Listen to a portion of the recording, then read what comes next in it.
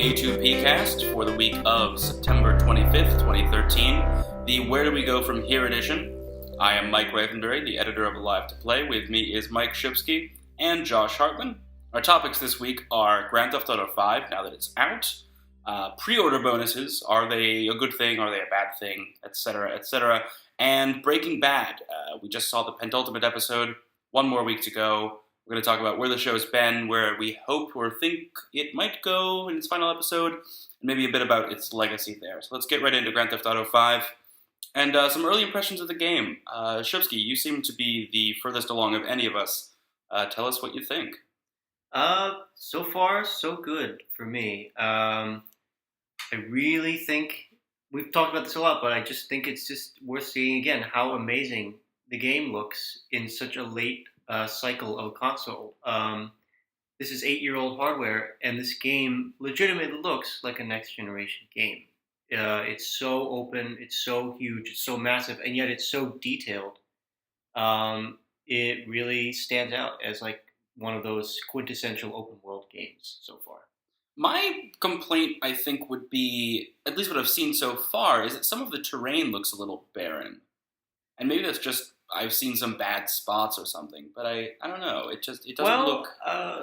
barren in the sense that just there's nothing to do there, you mean? Like just... No, I mean, just in terms of texture or quality, or, there aren't bushes or something like that. Like in Red Dead, you have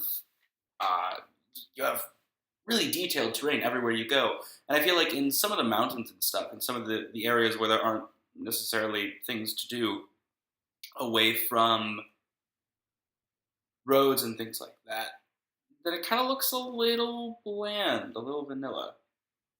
Maybe that's just me judging it against... For now, I would say I disagree because I do think on the macro scale, everything looks really good. Like mountains from a distance look really good. Oh, right. From a distance, absolutely. But also, everything. I would still say I am noticing a level of detail that I find rather impressive. I mean, so far, I've played a significant portion of the game, but I haven't been absolutely everywhere. There's a lot of mountains I haven't traversed. There's a lot of desert I haven't traversed. So maybe after a few more hours of playing it, I'll notice some, bland textures here and there. But so far, I've been pretty impressed with the level of detail in the world. Cool. What's the most interesting thing that's happened to either of you so far in your playthroughs of the game? Not necessarily story-wise, but just in the Strangers and Freaks missions, or just random events that happen, or even unscripted things that have just occurred. Well, the biggest thing they included for me was borrowed from Red Dead, which was the random people, like the random things to do missions that popped up, just a little blip on your map, and like, oh, there's someone here that needs to be saved. Like in Red Dead, when I think like carriages were being raided by outlaws or something, and you could choose to aid the outlaws or aid the lawmen. There's just random people just say, that guy stole my bike, I need that, give me my bike back. And the one great time, I ran the dude over who stole the bike. I brought the bike back to the guy. He said, thank you very much. It just so happens the man had like a majority sharehold of this major company, and he just gave me all of his shares. So now I have like $100,000 worth of shares. Seriously? In this stock that's like skyrocketing. So it's like, that's amazing. Great. This is great. Little like things like that. Little things like that. In those little blips, I like that you can find people. Well, you can find people to do your heists with you at all points in the game.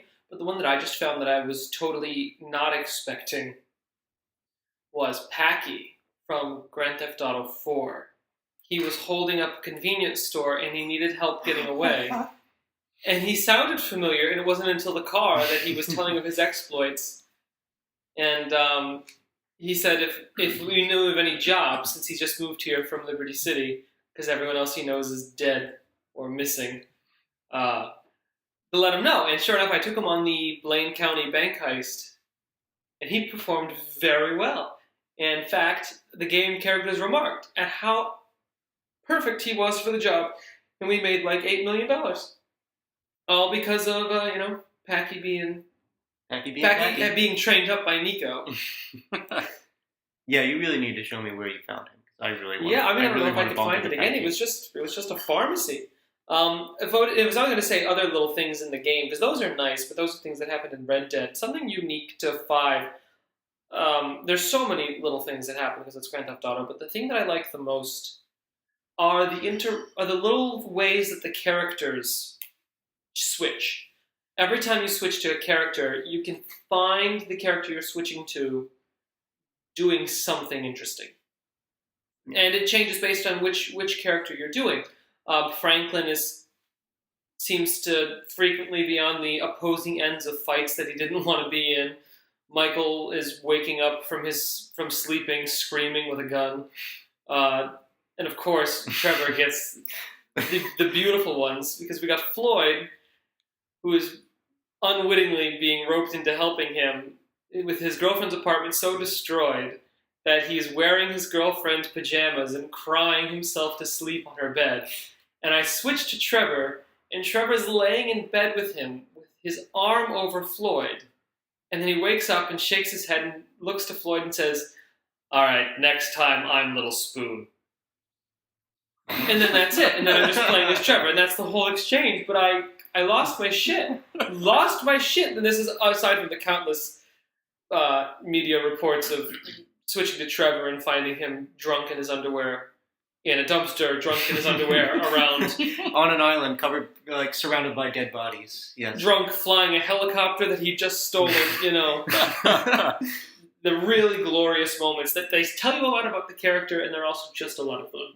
I'll say another thing it kind of pertains to this, but you can run in to the other two main characters when you're playing as the one main character. I remember hearing that, but I have not had that happen. I ran in, as playing as Trevor, I ran into Franklin, and he said, "Hey man, you want to hang out?" And I said, "Yeah, sure." And we went out and we got drunk, and then we saw a movie, and then I dropped his ass off at his home. And it was a lovely night.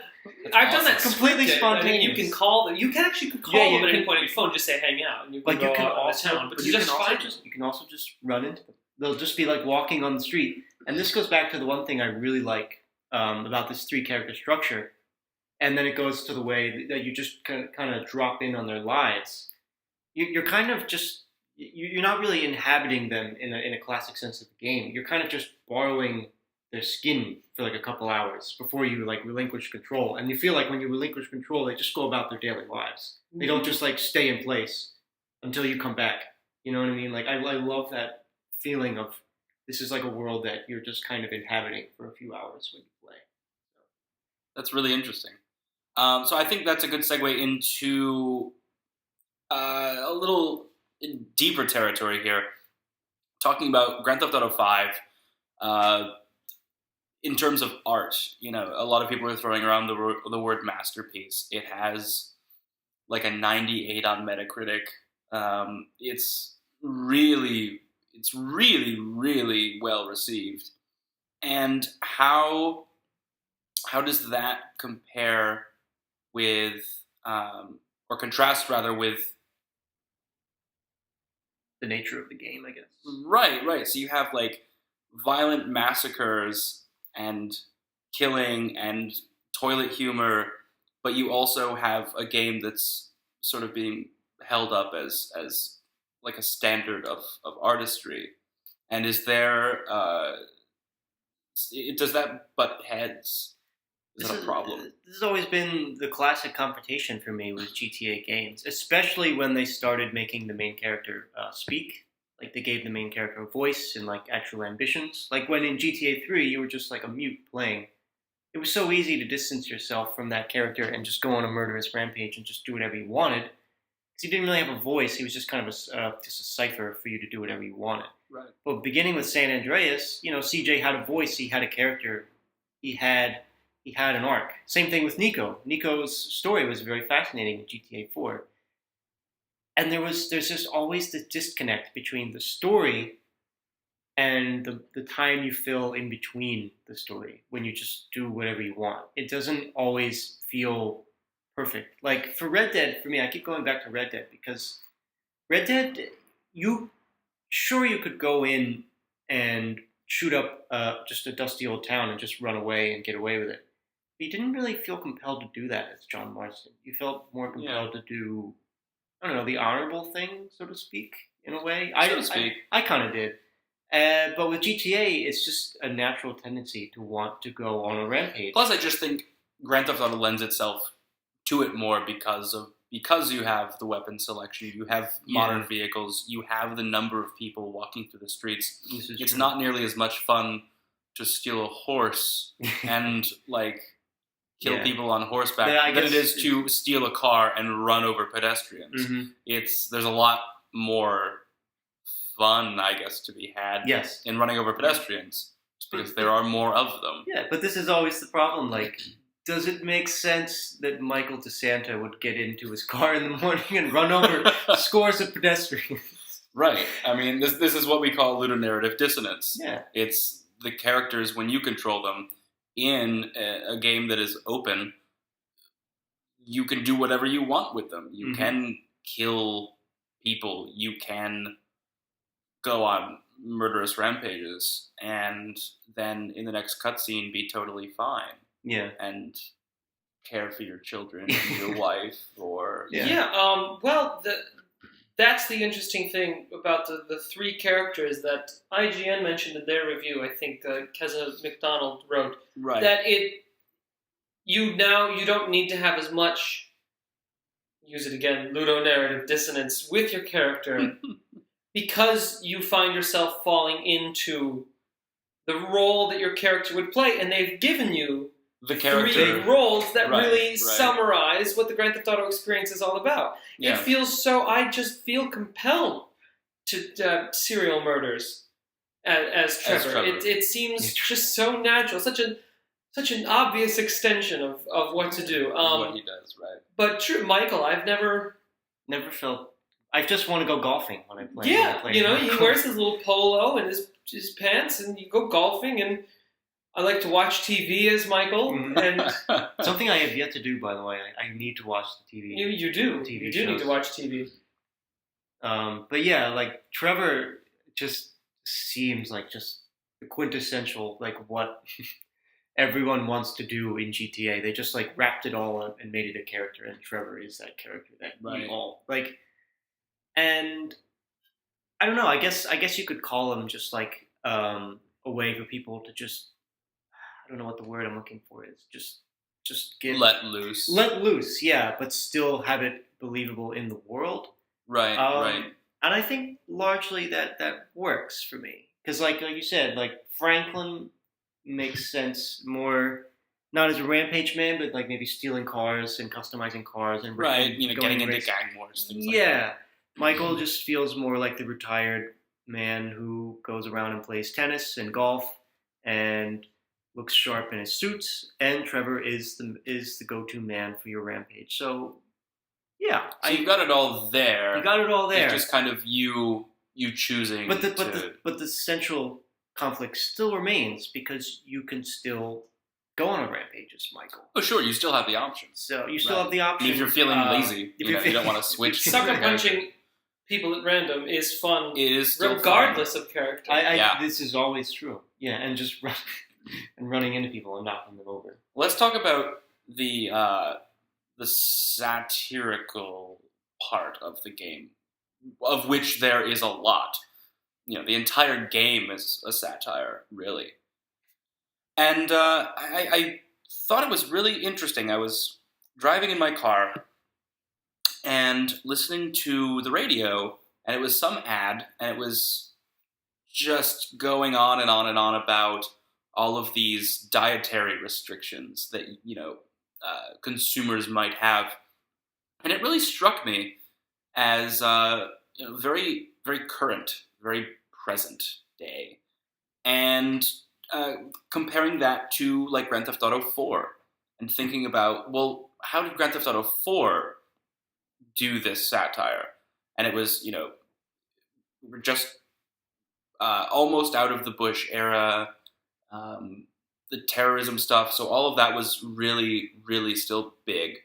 So the Tea Party wasn't a thing. No, definitely, it definitely had like an GTA 4 definitely had like the East Coast city 2005 to 2007. Yeah, but it was really locked in that, and Yeah. which made it really good in the moment. But I think also almost creates a time capsule of sorts. We can kind of, you'll be able to go back, and you can even do it now. Go back, play Grand Theft Auto 4, and see, uh, in a weird kind of way, the world as it was then, and get a really good sense of how things actually felt. Adam Sessler made a great point in his review, saying maybe years from now, people will look at GTA 5 as like the quintessential American experience post-recession. Yeah. Like, it's the perfect, like, satire. Not just satire, but, like, just discussion. How everyone's feeling. Yeah. It's cynical. Yeah, it's cynical, and it's got everything that is very prevalent in this country at this point in time going on right now. So right, and so again, I think as Grand Theft Auto 4 works as a time capsule, I think in 5 or 6 years, when we have Grand Theft Auto 6, inevitably, we will see Grand Theft Auto 5 as also a time capsule. We'll go, wow, people had so many food allergies and all of these other ridiculous things that are trends at the moment. I think that's just, it's really, really interesting, and I don't think you really see that much in video games. Oh, no. That really comment culturally in that big a way. I would say it's one of the more brilliant satires just in general. It's like book, movie, any kind of form. Right. It's a brilliant just look on contemporary America. Okay, moving on to topic number 2. We're going to talk about pre-order bonuses. And I thought this would be a good topic just because I'm really torn about them. On the one hand, they give extra content to people who are going to pick up the game anyway. On the other hand, for people who are maybe completionists, you have extra content from, say, Amazon or extra content from GameStop, and those are going to be exclusives more often than not, and that you can't get any other way. I just wanted to gauge what you guys thought about that, and I also did want to, full disclosure, I do work for GameStop, and of course, everything I say is my own opinion. Don't represent anyone but myself here. But what do you guys think? I have always thought they were really gimmicky, mostly because, as has been said, because it's not something that everyone can have access to. If you pre-order it through GameStop, then only people who pre-order it from GameStop can have it. They never make these things to be so important that you need them to function in the game, or even if they offer something that's really that influential in everything for the game. I usually think of them as being armor sets, weapon sets. Like Assassin's Creed might have had one extra, like a mission. One mission you can find a treasure thing in, and an extra sword. And an extra sword, it just feels like so little inconsequential little things. Yeah, it just makes, for me, it just always makes you feel like you're starting the game like 5 levels ahead than what you would be, and it just doesn't. I don't know. Like, I never liked starting a game and, like, after you pre-ordered it, congratulations, you have the silenced golden pistol. You know what I mean? Like, you haven't even played the game yet, and you've already gotten something. You've gotten something because you gave them money. Yeah, early. And it does feel gimmicky, and it feels, I don't know, it takes me out of the experience of the game. Right. I think that's my biggest complaint, is that it exposes like commercial inner workings as opposed to presenting you with the creative. Yeah, this is your work. Like, you want it to be. You want to have a progression to the story. You don't want to just say, congratulations, here's your special armor, here's your special thing in the beginning of the game. Because it doesn't really, like, if you're trying to tell a story in the game especially, like, if your character just automatically has the coolest shit, it's like, like, it doesn't really make sense. It doesn't make sense, and it feels really gimmicky. Right. I mean, I think there are smart ways to do it. Posters, for example. People like posters. But of course, physical objects are much more expensive to give out as pre-order bonuses, as opposed to a sword that you model in texture once and upload via digital code, and then everyone can have it. Alternatively, I think you can look at the economics of it and realize the purpose for doing it is it gauges consumer interest. People can make predictions on how the sales are going to be based on that. And then they act as an incentive for people to buy the game. But then, of course, you also have them excluding consumers when they buy from one retailer and not the other. Right. Yeah, it's. I mean, I understand the economics behind it. GameStop wants you to buy from the store, but yeah, like there are better ways to do it other than just providing me with more health when I start the game. You know what I mean? There's a better way than. What would a better way be? Do you have any ideas? Well, put you on the spot me on here. the damn spot. Yeah. I don't know, but all I know is I don't like it the way it is. That's all I'm going to say about that. Excellent. Any thoughts on this, Josh? Well, I think you hit them. Pre-order bonuses, they have a good purpose. They porpoise things well. Yes. They're helpful. They're helpful to know things, and it's handy to buy it. But I've never been motivated to pre-order something because of what they were going to give me for it.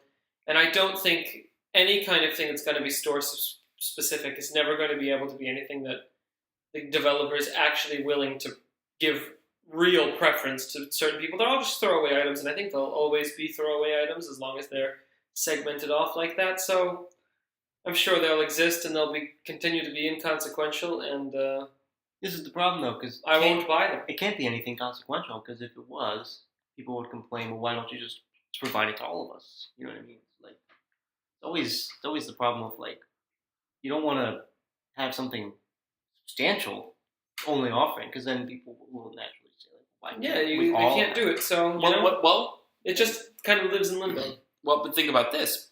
Battlefield 4, the pre-order bonus, is the first DLC pack. It's a $15 DLC pack they're giving for free for people who pre-order. That I believe is part of Battlefield Premium. So you're getting, like a fifth of Battlefield Premium just for pre-ordering the game. That's true, but that's a different story, because that's not something you can't buy other places. Well, no, you can't it's buy just it, but it does have GameStop has decided to subsidize it for you. Well, but it has a dollar value. I mean, I think that's... Yeah, sure. Does that create a real incentive? Is that something that is not gimmicky? Because, I mean, that's, No, I don't think that's gimmicky, but I also think that takes it so far out of the category, it's not really... It's barely a pre-order bonus, in the term of a bonus being something that's been added in there. That's something entirely on GameStop's level. Like I said, they have just decided to subsidize it for you. And they can do that with any number of things on any number of products. It doesn't have to be specifically related to pre-order bonuses. Well, but how do you know they're subsidizing? I mean, where else does the money come from? I mean, it could be coming from EA. EA could be giving it out for free. Well, I mean, then if they're only giving it out for free, they're giving it out for free to GameStop under a special arrangement with GameStop, sure. Which I think effectively means GameStop is subsidizing it. Well, no matter the deals of the transaction, it is a transaction between GameStop and EA. I agree wholeheartedly. All right, let's chalk that one up as a flop and move on to Breaking Bad. Oh boy, I think that's all we can say here. I just want to start off with, why does Jesse have to keep suffering? Can Jesse get a goddamn break? I'm sure in the writer's room they just keep saying, like... What can we do to torture him this week? What's the worst thing? He's only had his face beaten to a bloody pulp like 3 times in the show. Let's do it one more time, for good measure. Let's have it the most epic fucking face to a bloody pulp in the world. And let's just have him a meth slave. Let's do that. I like that.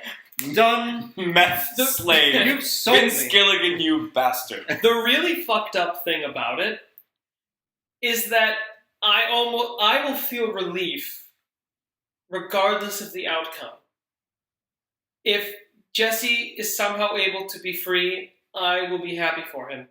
If he's finally killed, I will still be happy for him. And the fact that I say that disturbs me. Yeah. But this is break so bad. This is the predicament that the show has put its characters in. It's almost like death is the best outcome. Yeah, It's as like, has been posited. It's almost like Hank's death was the best outcome for him in a weird sort of way. Like he's a character that got out early before shit truly hit. He went to Belize. He went to Belize. And if Jesse decides to go kamikaze on that meth lab, we are now collectively the American people in a state of consciousness to support that. Yeah. Wholeheartedly. Yeah. Without remorse. And that's also And really I don't weird. think we've actually had a meth lab explosion in the entirety of the show. No, unless I'm not. I mean, short unless you of count- that first thing. Unless you count when they torched the super lab. Well, right, but not the. but it wasn't like a cook gone wrong. Right. The only one I think was, in the very first episode when that wasn't an explosion. He used the red phosphorus to poison the two guys. Again, very intentional. Well, I mean, not just intentional, but not just in the process. Well, of when you put it meth. that way, yes, we have not had a meth lab explosion. Good. And seeing as I think meth lab explosions are fairly common. Yeah. I mean, honestly, I could see Jesse using that as a diversion to. Well, not even necessarily a diversion, just a but suicide. But just a suicide, and also taking out their operation and taking out Todd and any number of other the neo-Nazis along with him. Yeah, this is the brilliance. Is that like the show has just built it up with like so many conclusions, so many logical conclusions, so many crazy conclusions. Literally anything could happen, and I would almost buy. And like almost anything could happen, and I would probably buy it because it's built up the stakes so high. And like you said, it's so fucked up that we think that a character dying or living is preferable. It's to his preferable current to state. yes. So who the hell knows what's going to happen? Who's the worst character in the show? That's another really difficult question. It's a loaded question. It's a difficult question. Yeah, who's the worst? The worst character in the show. The problem with the show is that everyone has all these sides to them. I mean, that's the beauty of the show. Who has consistently done the worst things? I would say Walt, but that might just be a matter of perspective because he's the main character, so we see all of his bad things. It's true. I mean, we know other characters have done terrible things. We just haven't watched them, so we've got a skewed view on it there. Yeah. How many terrible things has Uncle Jack done in his life? We've seen him do a pretty penny number of them already, and he's only been here for a season and a half? Half a season even. Half a season. Right, because we saw Todd way before we even saw... Yeah. Uncle Jack showed up at the very end of season 5. Yeah. He has become that bad that quickly. Yeah. So, I mean, in terms of that, Jesus.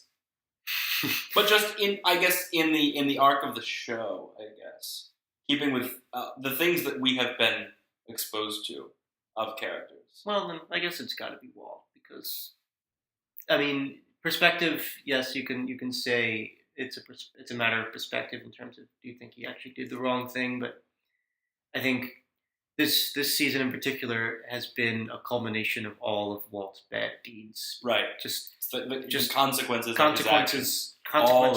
Just around, like all around him. It's his house of his empire. His empire, I shouldn't say house. His empire business has just crumbled, Collapsed based on all of the poor decisions.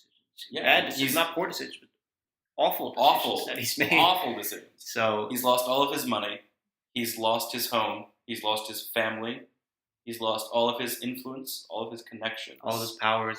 I love this episode, Granite State in particular, because it really is Walt hitting pretty much rock bottom. I mean, absolute rock bottom. Pretty much we rock saw him bottom. begin his final ascent, if you can even call it an ascent, but the slight pickup. He's at the just end of the like episode. he's just like running on fumes at this point. But Barely.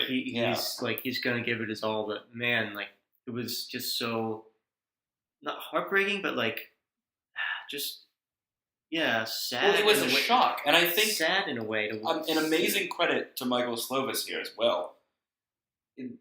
The snow, the first time we've seen snow in Breaking Bad. For a show And that it's- takes place in Albuquerque. Yeah. It's such a visual shock, and it feels tonally so different from the rest of the show. Yeah. everything that's shot where there's snow in the cabin in the woods looks and feels so different, and it turns into like a weird kind of like interlude in the series, just a little snippet of like time where Walt is just alone in this cabin, and you feel it. You feel his like isolation and just like depression. And he's only there for like half the episode. Yeah, but you feel it so intensely. Yeah, you feel the time jump, especially like when, like you said, when he goes to the gate the first time and he says tomorrow, and you know he's not going to go tomorrow. It's going to be a long time, and then he doesn't. The next time is he's got the beard, and like you don't have to be told that it's been a month of time. Like you can see it on his face, and like not just the beard, but like and even just how he acts. Yeah, just how. Like, I think that's the thing. The power of his tomorrow was such that I could have told you that he was not going to do it tomorrow, having not even seen the next scene. There was no explication required. Mm-hmm. His tomorrow was just so obviously a great sense of a desperate person who was just too weak to do anything even to help himself and the things that he thought he wanted. Yeah.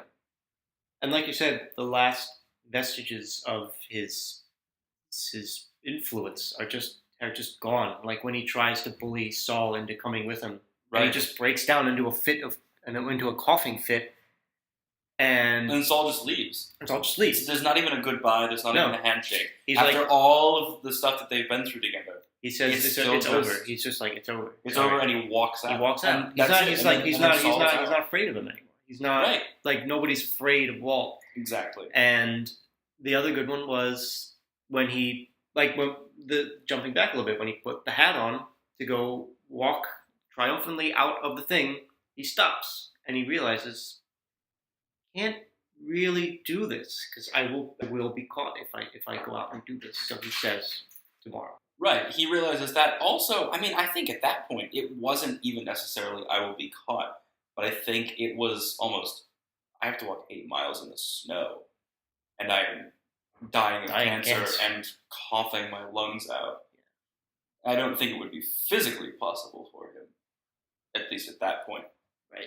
So what do we think about the end of the episode?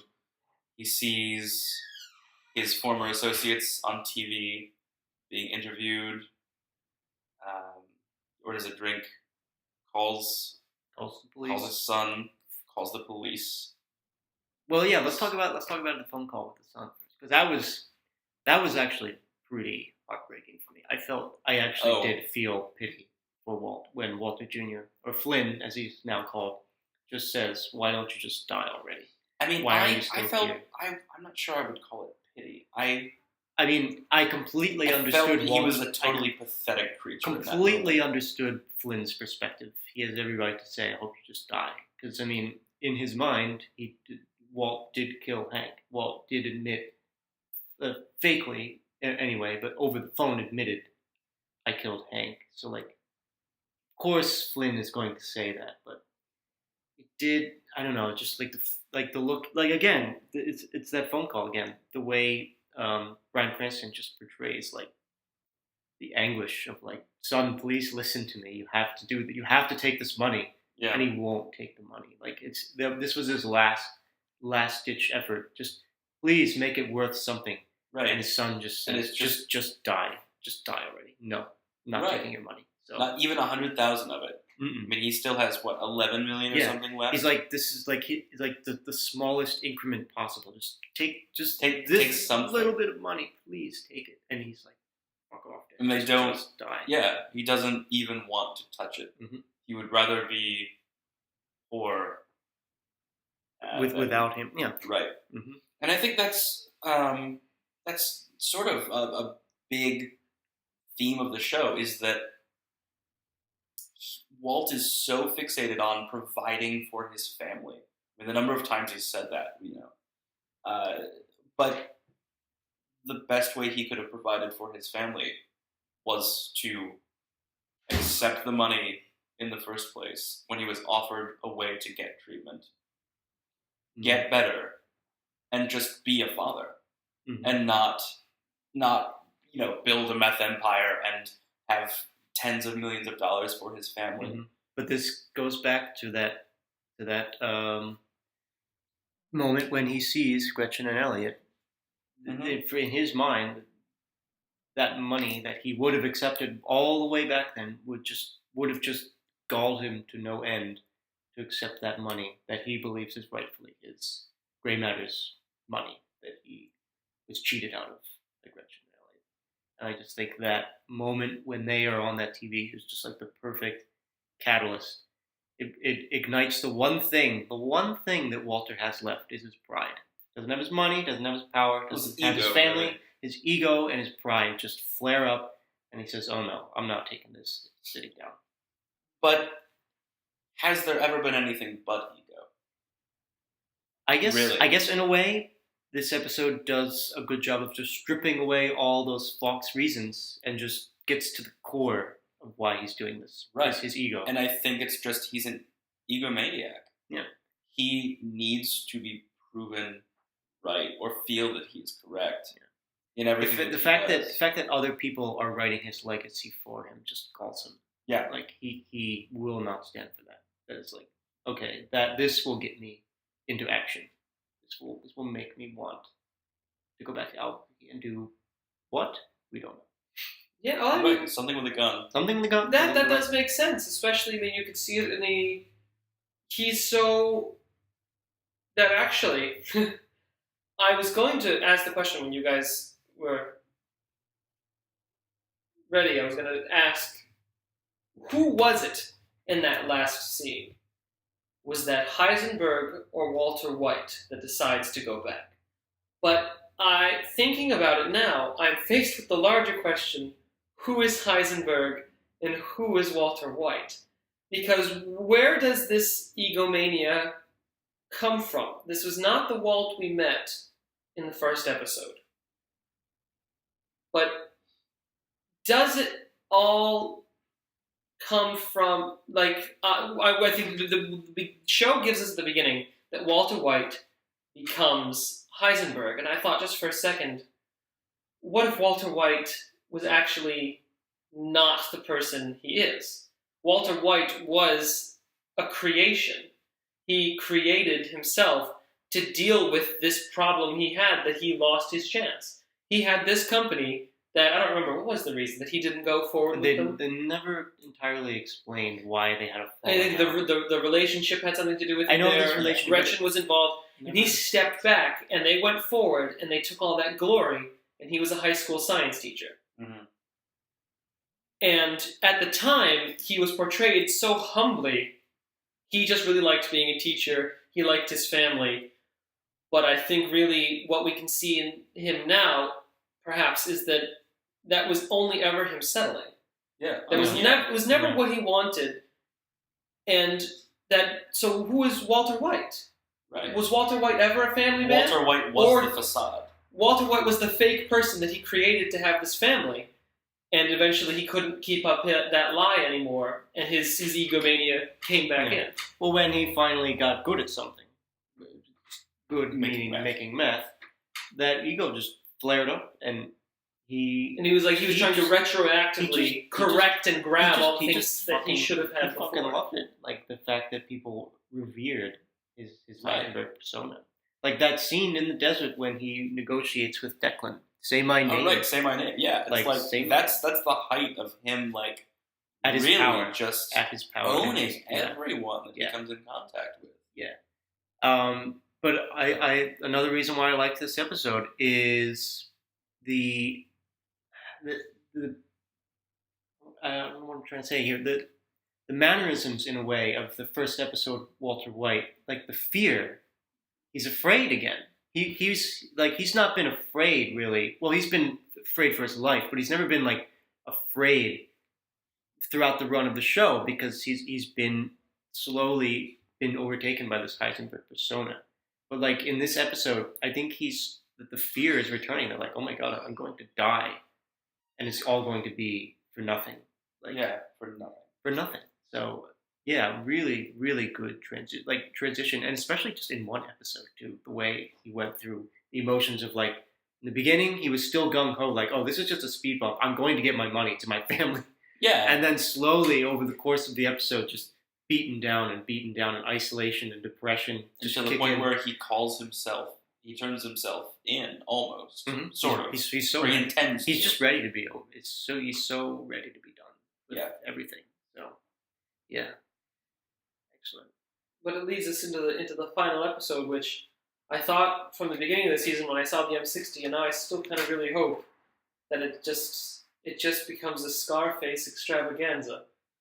Like, I mean, it's gonna be a crazy ordeal. I imagine. No matter what happens. But I do kind of want to see what happens if he really just lets it all go and not in manipulation, and he just, like the end of Scarface, he just murders people, and he tries, in that one final act, he tries to correct everything that was wrong. Everyone who ever wronged him, he says, "No, all right, listen, no more." And then, I mean, he can't survive that. Yeah. So, but he doesn't really want to. But as in Scarface, does he want to survive that, or is Walter White going to go down literally in a hail of bullets? This is my question going forward into this episode, and I usually don't like to make predictions, but I just like to ask questions in terms of what does Walter White hope to accomplish by going back to Albuquerque? Right. That's kind of aside from what I just proposed, what can he accomplish? Because okay, obviously he still has a beef with the Aryan Brotherhood, but the point, the original objective was to get the money back to give to his family. Well, it's already been established. His family, he can't get the money to his family, first of all, and even if he could, they don't want it. They don't want it. The police will confiscate it. Yeah. Like, there are so many barriers to this. Yeah. It will not get to them. They will not use it. It will not happen. Second of all, he doesn't know Jesse is alive. So how could, I thought, this is what I thought was going to happen in Granite State, was that he was going to hear over the news that the blue meth is back, and in Albuquerque, and it's 92% pure or whatever. Is Heisenberg back? And I think he would put together the pieces that, oh my God, they didn't kill Jesse. They're using him as a meth slave. And I thought that would get him back into a state of, I have to save Jesse. I have to do something. Right. We still have to figure where. Do they bump into each other? What is Jesse to him? Because for so long, Jesse was so important to him. Yeah. And then he's so willing to give him up, and. But I have him killed. But I also think that, I still think if given enough time to think about it, Walter White would, in a way, say, I do have to save Jesse. Because it's the only person he can really do anything. Yeah. So, that didn't happen, but my point is, he doesn't know that. He just knows that the Aryan Brotherhood's back there with his money, and he just wants to take annihilate them. Yeah. Take revenge? Well, I just have to think that's his only motivation going back to Albuquerque. But he clearly has a plan, because otherwise why would he go to his house to get the ricin? He's got some plan, elaborate scheme, but what is his goal going back to Albuquerque? And who gets the ricin? We have one episode. Maybe he himself takes the ricin. We'll see, but this is why I don't buy the ricin as a suicide thing, because it's gonna slow. It's gonna take a day. And it makes you sick. It's this thing where you'd be admitted to the hospital because you're ill, kind of thing. The point is that it's hard to detect, not that it's the most efficient way to kill. someone. And he probably already thinks he's going out guns blazing. He's going to die in a hail of bullets. So I think very few people who purchase M60s feel any other way. So the point is, why would he? Would he take the ricin before he started the rampage? I just don't buy that. I don't think that's very logical. That's not how. Yeah. That's not how you use. I'm not saying they couldn't work it in some way, but I still think that there is some other use for that ricin. But for what? For whom? Right. The whole point of the ricin is that it's silent, deadly. Nobody knows. It's subtle, right? And no one knows. So. I mean, pays a visit. That would be crazy. Yeah. And really awful too. Yeah, really awful. But I don't. this is another thing. Like, if he does indeed save the day for Jesse, it's still not going to feel like Walt's redeeming himself. No, there is no redemption. There's no for Walter redemption. White. It can't happen. It's just madness now. It's going to be chaos. But can any good come out of that chaos? Can Right. Jesse And potentially? This is my big question: is can anybody win? Can the final shot of Breaking Bad be anything but depressing? Can there be anything uplifting about it?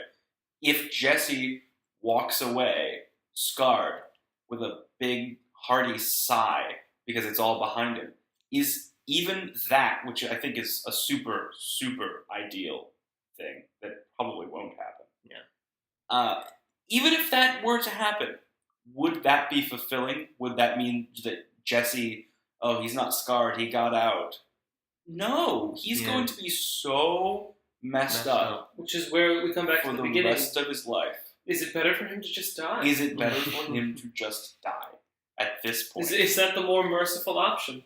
Yeah. Because going on with this sort of just insane things that have happened to him. Just all the awful, like we said, just they've put him through the ringer in this show, and So unfair. it's so unfair. God Poor damn Jesse. you, Gilligan. God damn you. What is wrong with you? I don't know. Like I'm not thinking. Yeah, I think they're smart enough not to think in terms of like what character deserves to get out clean. I think most likely they're just thinking how can the ending be satisfying, like, Right. climactically, like Right. It doesn't have to feel good, but it does have to be. It does have to satisfy things and wrap them up in a relatively. I would not say I felt good at Ozymandias, but I would say Ozymandias was maybe one of the best episodes ever. And like, well, this is the point of the show. Even like, that's supposed to feel good. Well, right. This is not a feel-good show. Feel-good show. The feel-good drama of the season. No. Breaks so bad. But it feels so good. All right. Well, I guess that'll wrap things up for this week.